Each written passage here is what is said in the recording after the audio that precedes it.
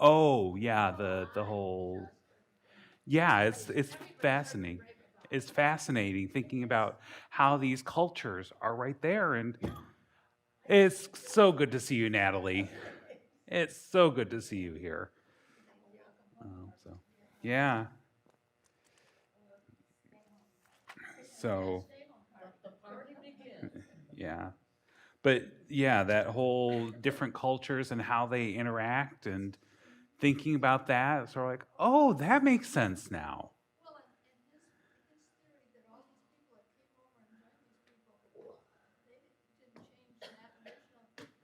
Right. Right. I mean, there's some variations that happen, but culture, you have I mean, and it's something that I experience in congregations that there are cultures in congregations that try as you might want to change, it's really hard.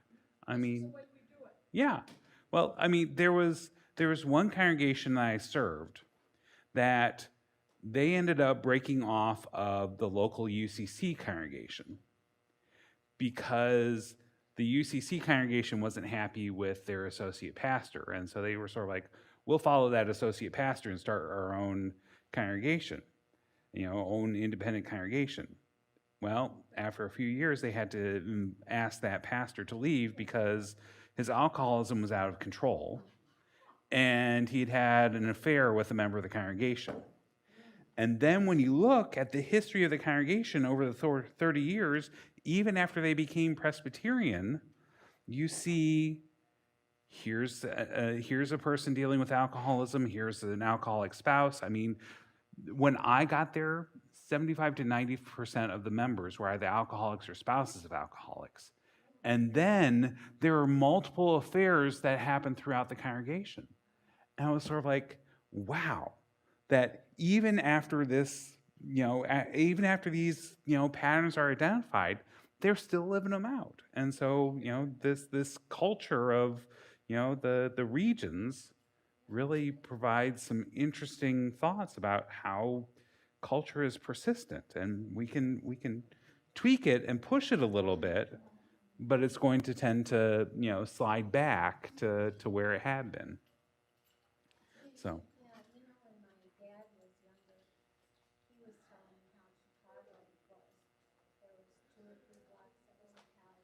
Mhm.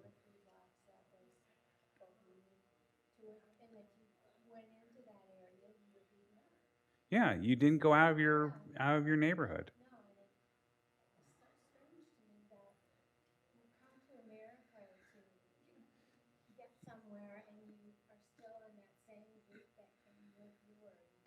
Yeah, yeah, yeah. That it's really an interesting study in how people work and the tribal mentality of how we see the world and to understand ourselves in it. So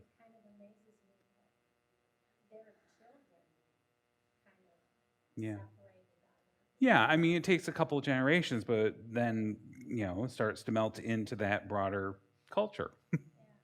So, anyway, so today we are continuing the look at the Abraham, Isaac, and Jacob trajectory. So, continuing to listen to Jacob and all of his um, interesting and unique ways, and then we'll also turn over to Matthew and look at the feeding of the 5,000. So we are in Genesis 32.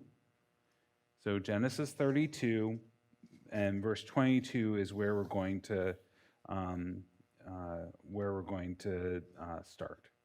So as we come to that point, let's go ahead and open with prayer, friends.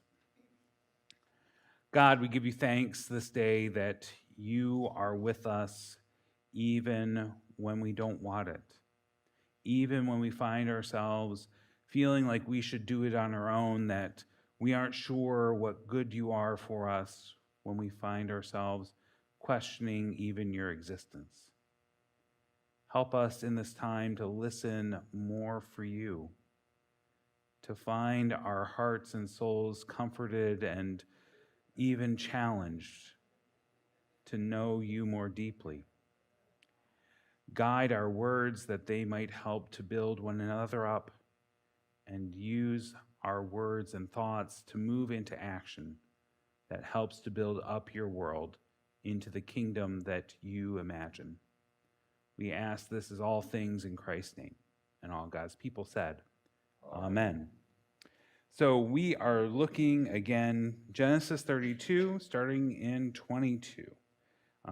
So the same night, Jacob got up and took his 2 wives, his 2 maids, and his 11 children, and crossed the ford of the Jabbok. He took them and sent them across the stream, and likewise everything he had. Jacob was left alone, and a man wrestled with him until daybreak. When the man saw that he did not prevail against Jacob, he struck him on the hip socket, and Jacob's hip was put out of joint as he wrestled with him. Then he said, "Let me go, for the day is breaking." But Jacob said, "I will not let you go unless you bless me." So he said to him, "What is your name?" And he said, "Jacob." Then the man said, "You shall no longer be called Jacob, but Israel, for you have striven with God and with humans and have prevailed." Then Jacob asked him, "Please tell me your name." But he said, "What is it that you ask my name?" And there he blessed him. So Jacob called the place Peniel, saying, "For I have seen God face to face, and yet my life is preserved." The sun rose upon him as he passed Penuel, limping because of his hip. Therefore, to this day, the Israelites do not eat the thigh muscle that is on the hip socket, because he struck Jacob on the hip socket at the thigh muscle. First thoughts? Questions? Yeah. 2 wives. Yeah. Was that common in that day? Was that common in that day? So the 2 wives. So if we remember, Right, I we never had, quite got them, but yeah, but it's questionable. Sometimes it is, sometimes it's not. It's sort of. I mean, because we hear about Isaac only having Rebekah. But, Abraham had Sarah, but then there was also Hagar. And so it is, who knows? So. The man that he wrestled. The man that he wrestled. Who was it, the man that he wrestled? God. Was it God? Yeah, we definitely have that indication, but it also could be an angel. But it's definitely, I mean, the way it ends up, I have striven with God, I've wrestled with God here, and have not, and I'm still here to live, and so yeah, that's one of the things about the Old Testament, is that it's never really clear. Is it God or is it an angel? Is it God or is it an angel? How is this that they're experiencing God? Well, if it's God, God would have taken her. Yeah, if it was God would have had him down in a smackdown in no time. And no, not necessarily, because God didn't want to. Right. And so here's the thing, is that, how is this working out? Is this God who's deciding not to be all powerful? Is this God, is just trying but not able to do it? Is this an angel who's not able to do it? Is he wrestling with himself? Is he wrestling with himself? How about that? You could easily interpret it that there is this, wrestling with self, wrestling with how do I stand before God? How do I live with myself? But the next question is, how did he get the permanent damage? How did he get the permanent damage? Well, a jab into the thigh can really end up doing some numbers. I mean, you stretch that IT band wrong, and it's going to take forever. Raise nothing, God, because he asked his name. Right. I mean, this is complex, and yeah, and then he blessed him. So I would tend to say yes, it was God that he was wrestling with. But go ahead. God didn't want to overcome him. Yeah, but he couldn't. Yeah. When the man saw that he could not overcome. Right. Exactly. And so that this is how it's hard, because we want to say God is all powerful. God could smite someone, God does smite people without a problem. And so how is it that Jacob is wrestling with God and not, had a takedown in the first 2 seconds? So this all becomes complex in trying to figure out who is this and what's going on. Is this God? Is this an angel? Why doesn't God, take him down and just be done with it? But yeah. And so there's lots of little bits here along the way. So Patty. I knew it was complex. Uh-huh. Okay, my question is, did he know the angel was going to come? Why did he say goodbye to his wives and his children and everything? Did he know something that isn't?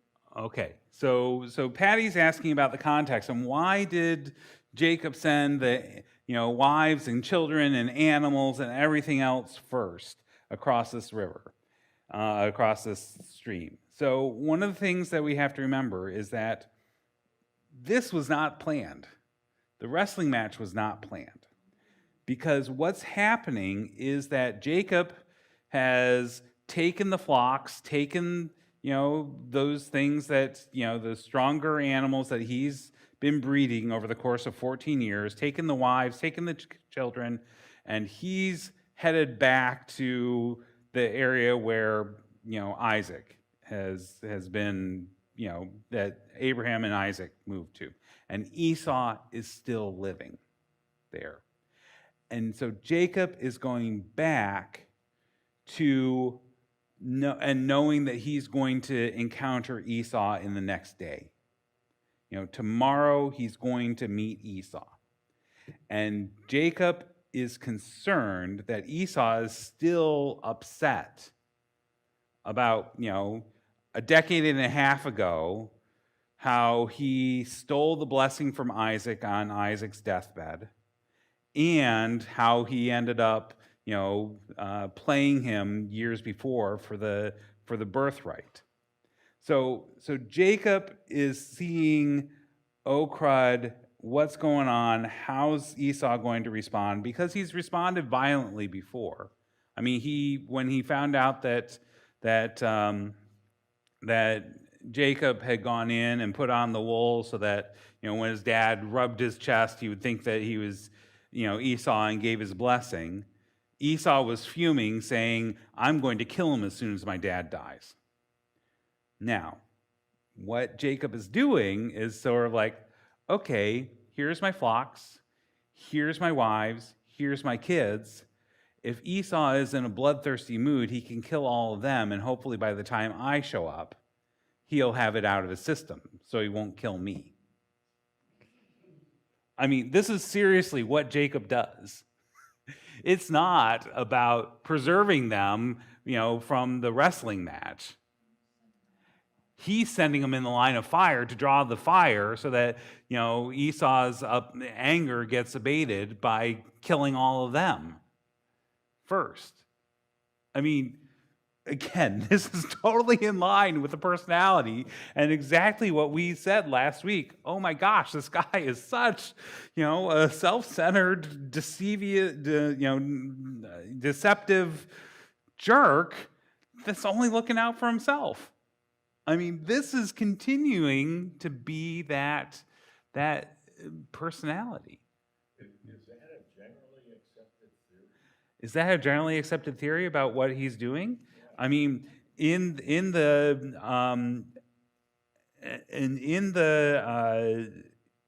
chapter before, he ends up sends presents to appease Jacob, Jacob sends presents to appease Esau, and then let's see. He instructed the second and third and all who follow the droves. So it really, there is indication that that he is looking to save himself.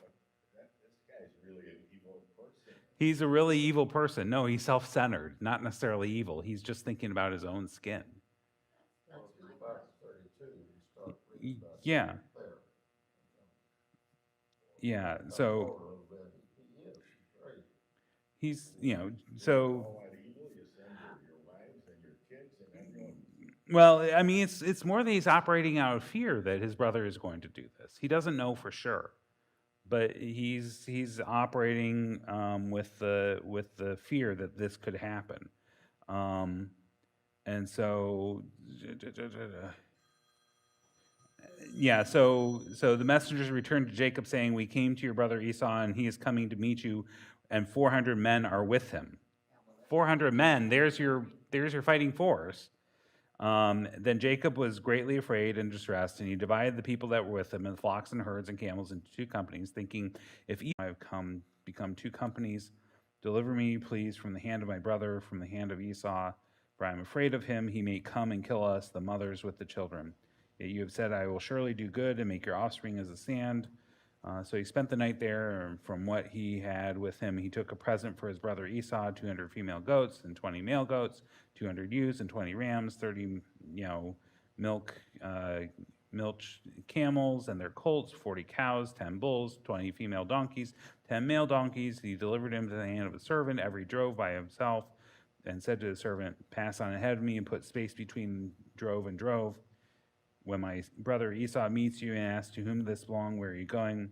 And whose are these ahead of you?' Then you shall say, 'They belong to your servant Jacob. They are present to my lord Esau wherever he is behind us.' And likewise he's instructed the second and the third and all who follow the droves.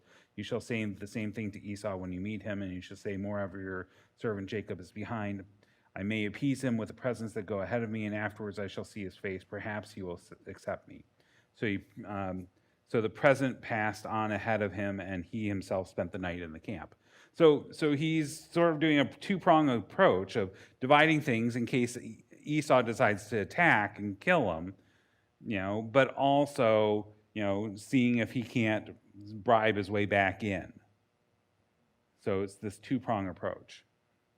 He must have, I mean, the guilt to send his family off Yeah, to possibly be slaughtered, yeah. wrestling with a conscience or something like that. Yeah, so Forgiveness comes from. yeah, here becomes the main, kind of interpretation thing. What is Esau wrestling with, or what is Jacob wrestling with here? What is Jacob trying to, why does this happen? Because, he sent them all ahead, and then he stays there, and, he sends them in the night, and then then a man just shows up. I mean, it's sort of like, boom, here you go. It's sort of like we have a bookend where Jacob in his flight away from Canaan finds that he's lying there on a stone that, there's the ladder going up to heaven, and up and down come the angels. I mean, there's that, here's the moment where he sees that suddenly there was something holy going on here that he didn't know about. And now, on the way back, boom, he's wrestling.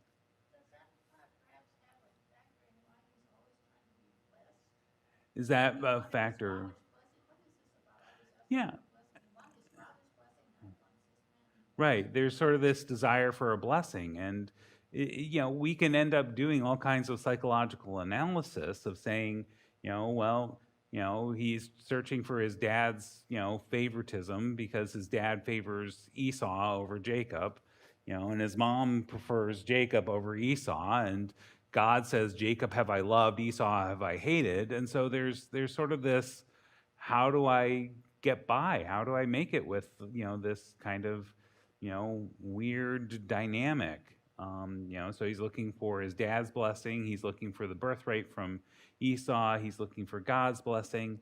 And so there's this kind of wrestling that occurs with Jacob and God, that maybe God is trying to reform him into something else. Maybe God is trying to help him change and amend his ways. And we do end up having that, we do have that, that Esau and Jacob actually reunite and are okay. That Esau runs and embraces him and kisses him, and so it turns out okay, but there's still that fear and trepidation going in. So God does say that he's the face of God. yeah, So it implies that he wrestled with God. yeah. So yeah, it's hard. I mean, because of some theological commitments and the Jewish understanding that to see the face of God means that you're going to die. I mean, you will die seeing the face of God. That becomes a little complicated. Named Israel. And then he's renamed Israel. Oh, it's another question. Yeah, yeah. So Does he go on as Israel or does he go on as Jacob, as it seems to appear here? so here becomes the conundrum is that Jacob is given a new name of Israel, which means the one who strives with God or God strives with. And so we have this name that becomes the name of the people. And so the people are the ones who strive with God, the ones who wrestle with God. Because Israel, means strive with, and then El means God. And so strive with God becomes, the name of the people. So this is a person, the progenitor of this nation that struggles with, strives with, pushes back, wrestles with God. And so to me, this implies that it's not just, easy peasy, okay, we're just going to follow God.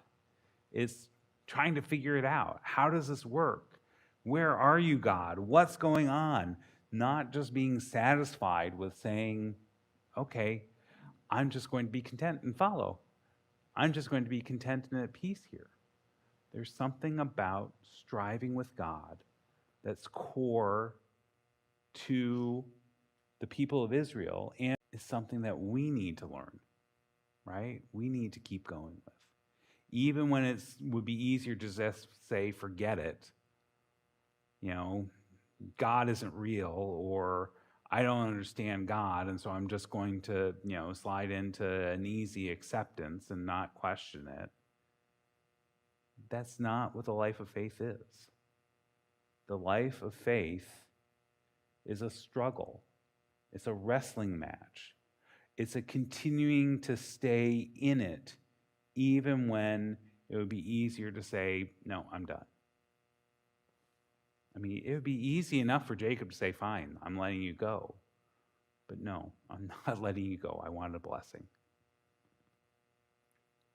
Were the Israelites the chosen people? Were the Israelites the chosen people? Absolutely. Well, then that's interesting because of Jacob's earlier history. Yeah. That this is where the chosen people would have come from. Exactly. And so when we think about, we were just talking about sort of this culture that sticks with, these different regions in the U.S.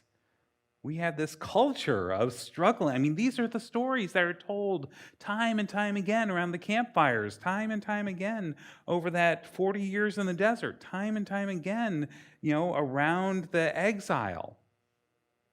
That we come from a guy like this.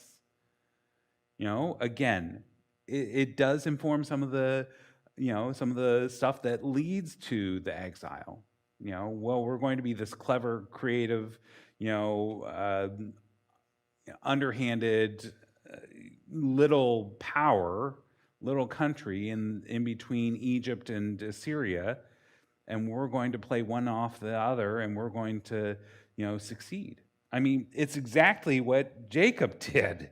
He played people off of one another. He ended up doing underhanded, deceivious things, and it worked out for him, for the most part. There's definitely places that he gets tricked. We saw, and in the morning it was Leah rather than Rachel. But he would still be tenacious, because, okay, he put in another Another 7 years, yeah. There's still that tenacity. There's still that continuing to strive and wrestle, even when he meets up against odds that are not in his favor. And so that becomes part of the story of the people of Israel, that they're following this example, that they're wrestling with God, they're struggling, they're trying to figure it out, they're not letting go. Isn't that what they still do today? Isn't that what they still do today? Absolutely. The rabbis will supposedly teach them and answer their questions. Right. I mean, and so that's part of what continues is this idea of struggling with the text. What does it mean? How does this shape our lives? How do we act based on what we've learned here, based on God's commandments that we find in the Torah? How do we respond and live in a way that is faithful to this? There's still that trying to figure it out, still trying to work to understand and grasp God and hold on even when it's hard.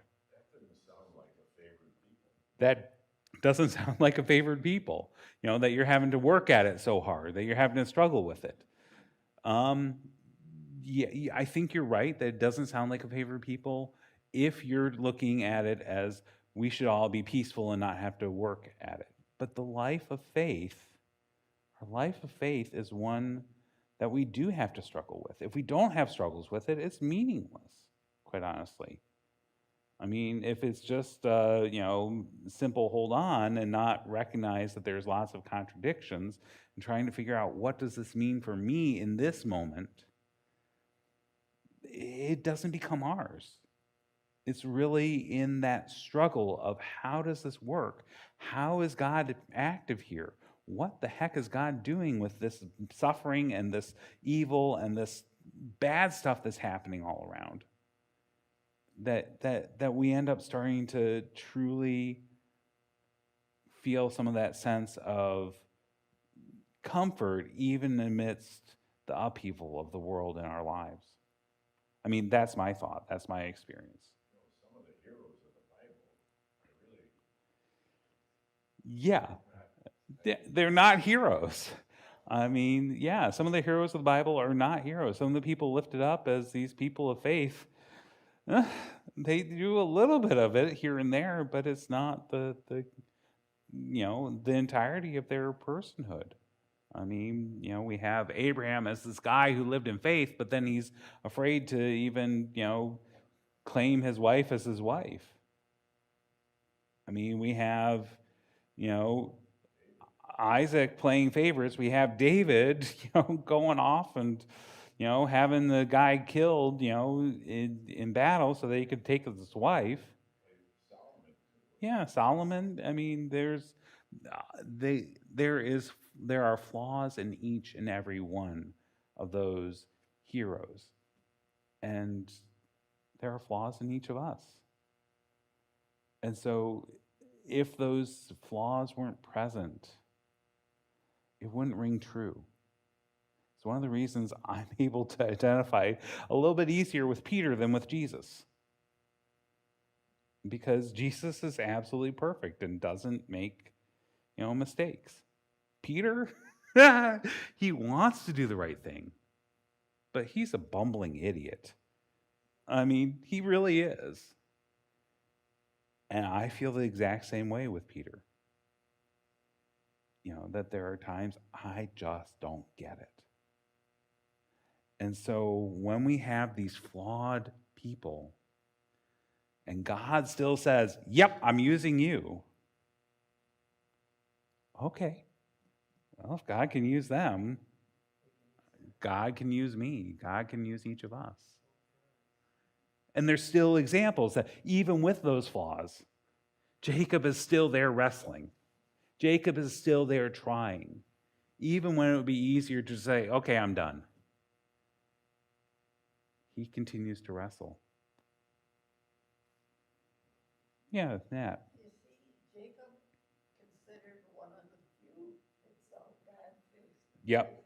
Yeah, there's a handful of folks that have seen God face to face. We have Jacob, we have Moses, we have Elijah who sees the backside of God. Jacob is considered. Yeah, yeah, absolutely. Jacob's considered one of them. As I said, I saw him face to face. And I'm still alive. My life is still spared. Right. Yeah. And so there's, there's some divine favor there. There's something about God that's favoring Jacob. I mean, and Jacob, yes, he's doing what he can to preserve himself with all the, wheedling and, planning of sending on all these gifts to Esau, of dividing, his family up so that some of them live if Esau decides to, go into a murderous rage. And there's also, okay, I have to face this. It's a mixed bag. I mean, it's just like our motivations. Our motivations are never pure. There's always self-interest there. There's always self-interest, even in our most, magnanimous, giving part of our lives. There's still, I'm doing this because it makes me feel good. It's that self-interest. I'm doing this because, they might be able to help me out later. Those motivations are mixed. And so Jacob absolutely was conniver. Jacob, big time. There is no question about that. That Jacob is a guy that, he feels like a used car salesman. I mean, he's going to, tell you what you want to your face, and then he's going to go and, try to pull a fast one on you. I mean, there's no question about that. But God still uses him, and God still says, I'm going to bless you. Here's a blessing. Here's a new name. Here's a new reality that you have striven with God, and you'll continue to wrestle with God. You'll continue to wrestle with me, and I'm not leaving you. And so we have to keep in that wrestling match. We have to keep trying to figure out what's God doing. We have to keep, seeing where God is found all around us and have our preconceived notions pushed. I mean, that's stuff that I take from this lesson, this reading, is that God is there and we're going to have to wrestle. And there are going to be uncomfortable situations that we're going to come away from those with. I mean, we see that every time that we're here, is that there's always something that's sort of like, this isn't quite neat and clean and easy. Well, Jacob walks away with a limp. We're going to walk away with something that's going to leave us uncomfortable. It's part of life. It's part of us being, having limits that we're not going to understand at all. That's okay. Marty? And then Is this Judy. kind of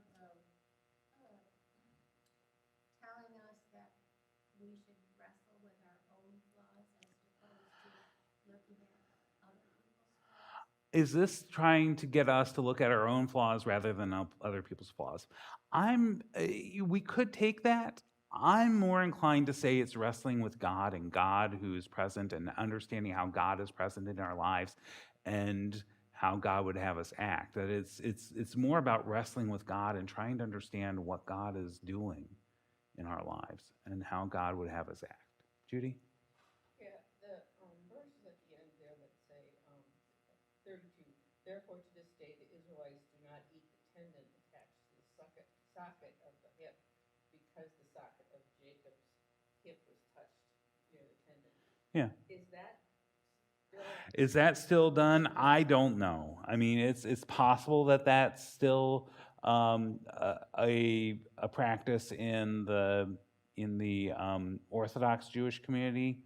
I don't know enough, but yeah, I mean that was something millennia ago, so it may be different. but it's sort of there. It's almost like this is explaining something that was already going on. I don't know, but I don't think that those. Yeah, I don't think. I think that. Yeah. I'm pretty sure that there probably would be some sections of Judaism that would say we don't touch the tendon or the muscle that is connected to the hip socket. So I don't know. Anyway, so I'm not preaching on this on Sunday because I preached on it 3 years ago. That's why I'm not. So we're going to go ahead and flip over to Matthew 14, which is the feeding of the 5,000, and take a look at this. So we are sort of continuing on so we went through chapter 13 the last 3 weeks with all those parables, and now we are moving into some miracles. And so starting in verse 13 of chapter 14. Now when Jesus heard this, which was the death of John the Baptist, Jesus withdrew from there in a boat to a deserted place by himself. But when the crowds heard it, they followed him on foot from the towns. When he went ashore, he saw a great crowd, and he had compassion for them, and cured their sick. When it was evening, the disciples came to him and said, "This is a deserted place, and the hour is now late. Send the crowds away so that they may go into the village and buy food for themselves." Jesus said to them, "They need not go away. You give them something to eat." They replied, "We have nothing here but 5 loaves and 2 fish." And Jesus said, "Bring them here to me." Then he ordered the crowds to sit down on the grass. Taking the 5 loaves and the 2 fish, he looked up to heaven and blessed and broke the loaves and gave them to the disciples, and the disciples gave them to the crowd. And all ate and were filled, and they took up what was left over from the broken pieces, 12 baskets full. And those who ate were about 5,000 men, besides women and children. First thoughts? Through God, everything's possible. Absolutely. God can make this happen. You question the number. What? Tell me more. Well, if he's speaking to them, how would 5,000 people even hear him? If he was speaking, how would 5,000 people even hear him? Well, and quite honestly, it's way more than 5,000. Because it's 5,000 men plus the women and children. So it could be as much as 10,000 or 15,000. And that area isn't real big. How would they do that? How would this crowd? I mean, we're looking at, I don't even know how many people were at Woodstock, but I mean, we're looking at something like that. It's believable. It's believable. He's speaking to them. Mm-hmm. They're going to hear him no matter where, if they believe. Yeah, so there is that idea of if he's speaking to them, they're going to hear. Now, part of it is that, if people were sitting down and he was standing up, he could definitely project, but, there would also be that relay through the crowd. This is what he said. This is what he said. I mean, that definitely was something that was common. Is the number feasible for that area in that time? Oh, I'm sure that there's, deserted places there around the Sea of Galilee that, that you could have people gather. I mean, you're on a lake shore, and so, you can think, and with hills going up, and so you end up having people down by the lake shore, and you're up in the hills a little bit, and, so the height can help, but, it would still be, he's saying something, and then it gets passed around. But if he can take 5 loaves of bread and feed over 5,000 people, they're going to be able to hear him. That's Yeah. the miracle of the Yes. whole thing. If he can feed that many people with 5 loaves and 2 fish, they're going to listen. Something's going to happen. Absolutely. Natalie? Father, you read when it said 5,000 men. Yeah. Besides, yeah, it does. It does bother me too that, they aren't counted. The women and men, the women and children are not counted here in this. Because the women should be more important. Yeah, they weren't included in that number, and we all know that women are more important. So, yeah, there wouldn't be men if there weren't women. Yeah. What else? What else comes up? What happened to the fish?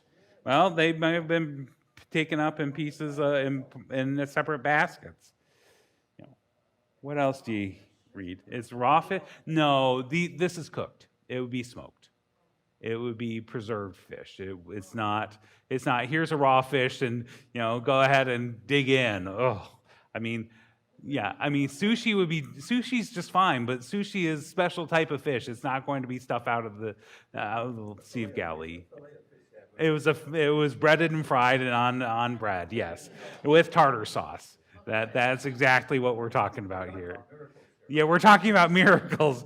I don't know that fillet of fish is called a miracle, but okay. I just wondered if it meant when they all sat down that they started sharing the food that they brought. Marty is doing exactly what I'm doing with my sermon. Did you? No, you're just fine. Marty is saying, she wonders if this didn't mean that people decided to share. I can't imagine Yeah. that the crowd would have followed him without Right. having taken something with them. I mean, if you were a man and you had your wife and your Right. child or something, you would get some provisions. Yeah, if you're going out into the middle of nowhere, you're not going to go out without anything. Now, you might go with just limited amounts, but that's exactly where I end up going with this. That, by Jesus saying, you will give them something to eat, and then taking what food they had for those 12, 5 loaves and 2 fish, and suddenly saying, okay, here you go, we're handing this out. How do people respond? I've heard that theory as well, but it was in the sense that most of the people didn't have a lot of food, but some Right. had a lot, and a lot of sharing going on. Right. Yeah. So most of the food didn't have, most of the people might have a little bit, but not a whole lot. But now, if they're sharing, what suddenly happens? And quite honestly, this is a preview of communion. Because what would end up happening in the early church is that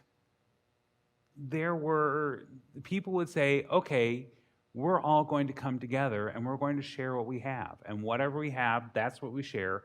And it becomes a point where they recognize Jesus among them. So communion wasn't just about the bread and the juice. That was really important because Jesus said, I did that. But communion was embedded in a full meal. This is a first potluck. Yeah. It's a church potluck. And churches do a great job of it. And that was one thing that in my first congregation, what we would do, they were sort of like, we want to have a potluck. And I said, great, let's have it on the first Sunday of the month when we've had communion already. And then what we do is we take the bread and the juice and we put it down on the table where the potluck is laid out, reminding us it's not just about the bread and the juice, and it's not just about that place in the sanctuary, but every table is a table of communion.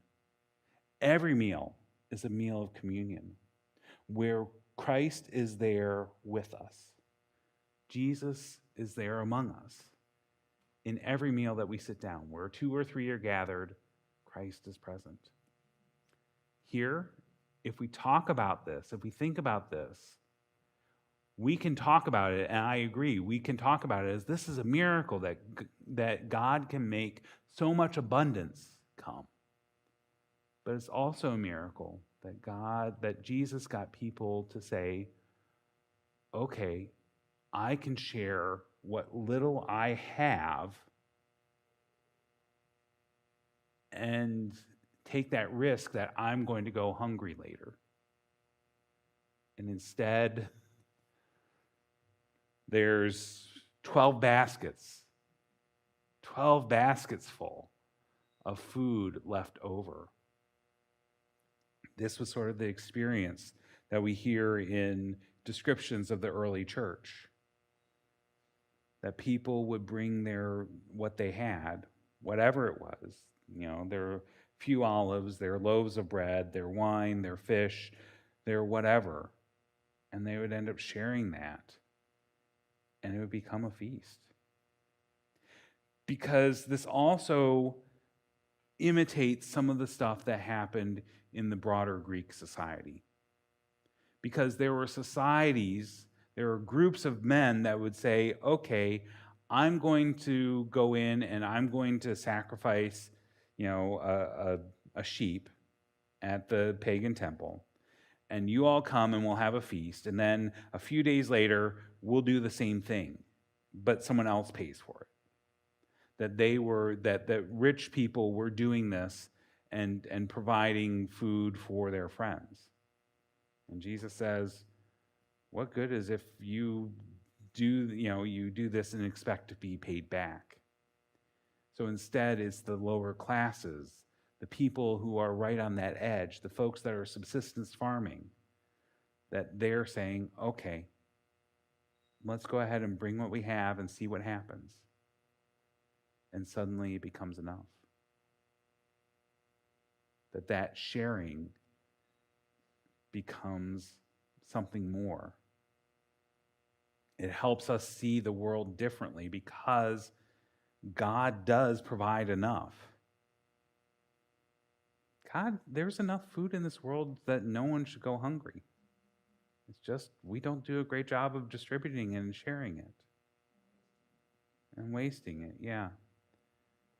There's enough money in this world to provide housing and health care for everyone. We just don't do a great job of sharing that and spreading that around. And there are arguments for not doing that.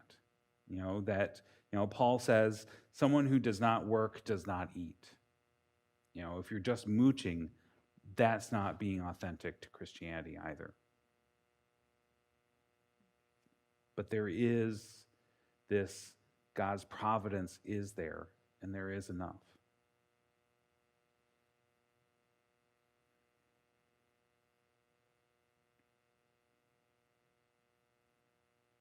What you thinking? Please, make it more complicated. I know, make it more complicated. Let's make it more complicated. Well, if you look at the world today, it is a difficult situation that we're dealing with because of nutcase here in Russia. But I think that we are trying to do this as a world community to take care of those that just simply can't because of the nature of the land that they live on. Right. So, I mean, I think we're doing a fairly decent job of trying to lead. Oh yeah, as a we're humanity. there's definitely attempts as humanity, by humanity as a whole to do that. And there's also points that, folks use this to advance their own power and prestige, thinking about Russia trying to, get concessions out of saying, no, you can't distribute this grain that's so needed across the world. Driving up prices to make it painful so that people just acquiesce to their demands. Yeah. That's sort of an antithesis of this, of God providing enough, of there being enough that, and again, my interpretation is that, and this is speculation, but if this is about sharing what you already have, which is the bigger miracle? That God makes this food to stretch and expand, or that God opens hearts to generosity? Which is the harder one to make happen? I'm not sure. Maybe you take tithing. Mm-hmm. What percentage of people that are Christians you think tithe? I know I don't. I mean, tithing is Why? difficult, but Because he tells us we'll be blessed. right. I mean, there. That means you're gonna have more than. Right. And I know of a friend of mine from college who said, yeah, I've found that every time that I'm tithing, it reminds me that God is the source of all that, and I do have enough. And so he ends up saying, "Yeah, I'm doing that and putting that as a priority. 10% of my income." I'm not sure that the percentage is quite exact. That's absolutely necessary, but thinking about how can this giving and generosity be sacrificial? I mean, not to killing yourself, but how does it push you to see yourself in the world and your possessions differently? Isn't it more important that you're giving the thought to doing it rather than the set amount? Yeah, I mean, I would end up agreeing that it's about the attitude of heart and how you're approaching it rather than the dollar amount. You make some decisions. Yeah. Right, yeah, that you're choosing to give and to share. That becomes key.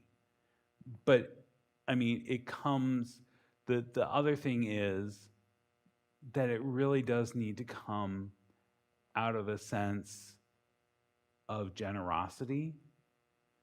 And when we think about how we understand faith and our response to God, it's in response to what God has already done.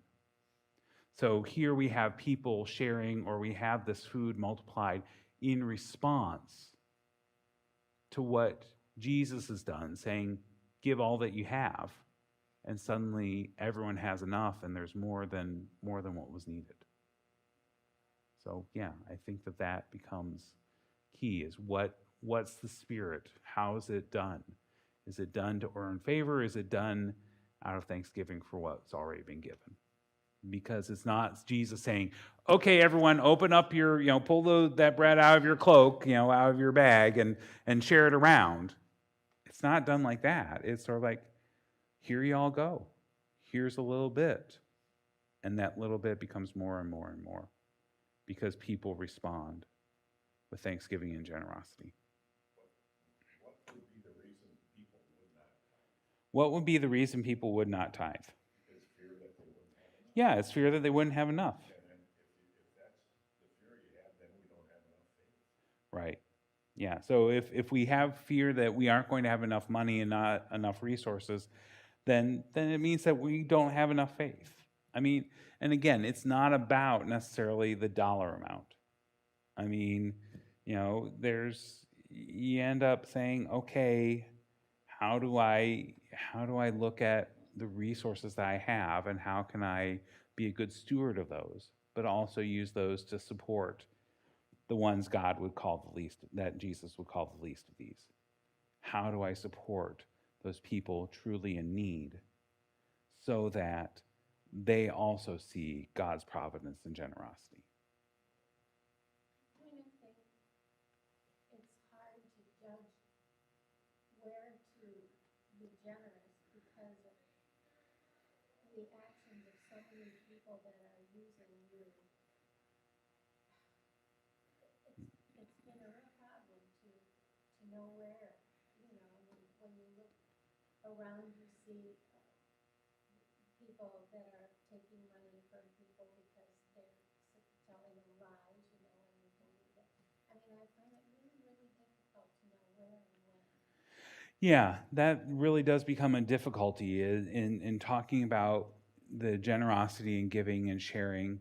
Where is the right place to do that? Where am I not getting taken advantage of? How do I end up, using the resources I have to have the best impact on people who are truly in need? Because there are all kinds of Jacobs out there. There are all kinds of people out there working in an angle. And so one of the things that I tend to go with is, you know what? I'm going to try this, see what happens, and if it doesn't work out, if it's a a place that it doesn't have that much of a return on investment, I'm hopefully learning something, but also it's on that other person, that their heart is too small, that their heart hasn't had that connection that we all hope people have. And so that becomes one of the guiding factors for me, is that I do what I think is best, and I hope that it works out. And if it doesn't, then hopefully I learn from that. But also, if I'm working off of good faith, hopefully other people are as well. Yeah, Patty. We can't ignore the responsibility that we have for our families. I mean, as you said, if we choose to give more money and yet our kids are putting them in a bad way, that is no good either. So the responsible way to do it. Yeah, I mean, there is that we are to provide for friends and family and the world with what we have. And so it's not just, it's a balancing act. It's really hard. What about charity begins at home? What about charity begins at home? That's nowhere in, I'm not saying just at home, my home. right, I'm thinking of home as perhaps my community, right. my. Well, and when we think about it, if we are making, positive impacts in small ways, those have ripple effects. Those end up helping us truly, make a difference and find ourselves committed. I mean, when we are able to see that impact, it makes it easier for us to say yes again and again and again. Now, we also need to not stop there, because then it can become an insular circle that I'm doing this to help you, you do this to help this person helps me, and we just stay in that circle, and that becomes a problem. But I think you're absolutely right that if we're practicing it, if we're practicing generosity, if we're working at it, even with, folks that we know, it will hopefully spill over, because gratitude and generosity are things that have been shown to expand happiness and well-being. And a lot of communities that have real problems with real institutions that look at those problems. I think the homeless in particular. Mm-hmm. We look at some of the big cities and their problems. You look at Milwaukee, and they have got, I'm not going to mention, they have several organizations that take care of. Right. Set aside the St. Vincent Paul Association. I mean, they actually use that money to help people. Yeah, I mean, and that's actually what I did my dissertation on, was I looked at 3 different groups that work with the issues of homelessness, take slightly different approaches, but then, how are they using that and how are they effective? Dorothy? Doesn't tithing go beyond monetary? Isn't it Yeah. our time and our talents? Tithing definitely goes beyond our dollars. It also goes into our talents, our time, being willing to give stuff up for other people, even when it's not the most convenient. I mean, I know that there's lots of folks around here that are willing to do, an occasional, oh, you have an appointment, you need a ride, let me do that for you. I mean, that's definitely a point of giving. And so that kind of stuff absolutely is, part of this generosity and gratitude in response to what God has done. So yes, it's more than just dollar amount. It's also about our investment of energy and time and passion. And, my hope is that, like I said, I'm planning in September to do a class on purpose, and that we'll be able to find common threads between, the purposes of folks here in this room and this building and this congregation, and say, okay, how can we work on spreading those and building on those so that people get more and more of that sense of generosity and vitality, and able to impact the broader community from there and see it spiral upwards. So anyway, we are actually a few minutes past our time. And so let's go ahead and have our benediction. And then, of course, in 2 weeks, we won't have Bible study next week because of Jan Davis's memorial service, but in 2 weeks, we'll come back to it. So let's have our benediction. May the Lord watch between me and thee while we are absent one from the other. Thank you, friends.